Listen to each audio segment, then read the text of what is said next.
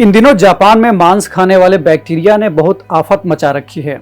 इससे कम से कम 77 लोगों की मौत हो गई है। वहां पर इस जानलेवा इन्फेक्शन के लगभग 1000 मामले सामने आए हैं। इस बीमारी को स्ट्रेप्टोकोकल टॉक्सिक शॉक सिंड्रोम यानी STSS या मांस खाने वाला बैक्टीरिया कहा जाता है।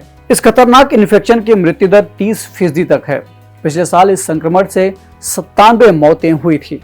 इस बैक्टीरिया के बारे में विस्तार से जानेंगे और समझेंगे कि आखिर ये कैसे इतना बड़ा प्रॉब्लम पैदा कर रहा है। नमस्कार, मेरा नाम है केशरी और आप देख रहे हैं धिया टीवी।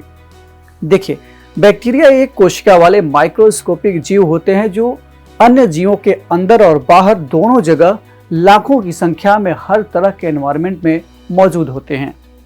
वे मिट्टी के भीतर, समुद्र में या फिर हम इंसानों के आंत के अंदर भी रह सकते हैं।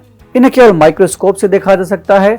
आकार के आधार पर बैक्टीरिया 5 तरह के होते हैं। गोल आकार के बैक्टीरिया यानी कोकस बैक्टीरिया, रॉड जैसे आकार के बैक्टीरिया यानी बैसिलस बैक्टीरिया, कॉमा के आकार वाले बैक्टीरिया यानी विब्रियो बैक्टीरिया, सर्पिल आकार के बैक्टीरिया यानी स्पाइरुला बैक्टीरिया और कॉर्कस्क्रू बैक्टीरिया यानी स्पाइरोचिट्स बैक्टीरिया।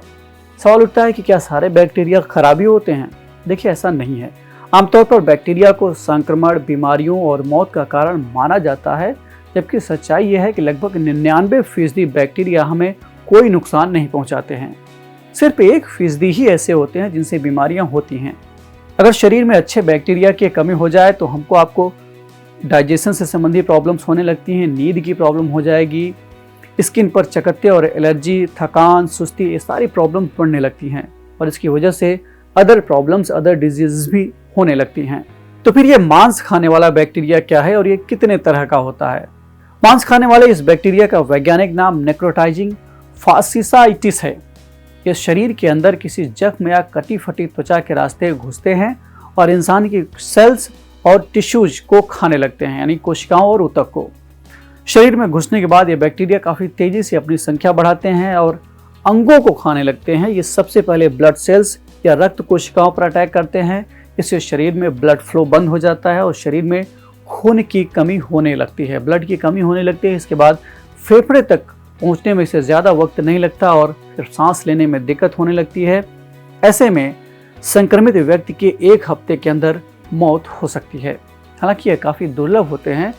एक्सपर्ट ऐसा कहते हैं कि मांस खाने वाले बैक्टीरिया से संक्रमित हर 3 में से 1 मरीज इसी वक्त एक और इन्फेक्शन का शिकार होता है। इस दूसरे इन्फेक्शन का नाम है streptococcal toxic shock syndrome STSS। यह भी एक बैक्टीरियल इन्फेक्शन है। इसकी वजह से तेजी से ब्लड प्रेशर डाउन होने लगता है और व्यक्ति की मौत हो जाती है। स्ट्रेप्टोकोकल टॉक्सिक शॉक सिंड्रोम एक रेयर हेल्थ कंडीशन है। ये ग्रुप A स्ट्रेप्टोकोकस बैक्टीरिया की वजह से होता है। ये बैक्टीरिया टॉक्सिक मटेरियल छोड़ते हैं जो ब्लड स्ट्रीम में मिल जाता है और बॉडी ऑर्गन्स को नुकसान पहुंचाने लगता है।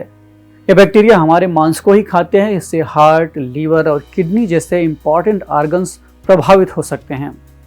स्टार्टिंग में मरीजों को बुखार, मांसपेशियों में दर्द और उल्टी जैसे लक्षण होते हैं, लेकिन यह स्थिति तेजी से जानलेवा भी हो सकती है, जैसा कि मैंने अभी बताया।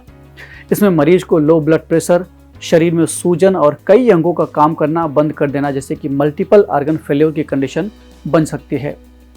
STSS से किसी भी उम्र के लोग संक्रमित हो सकते हैं। हालांकि बच्चों और बूढ़ों को इससे ज़्यादा खतरा होता है। उसकी बड़ी वजह यह है कि छोटे बच्चों का इम्यून सिस्टम पूरी तरह से विकसित नहीं हुआ होता है और बुजुर्गों का इम्यून सिस्टम पूरी तरह से एक्टिव नहीं रह पाता है। इसकी वजह से ये दोनों ज़्यादा वल्नरेबल होते हैं।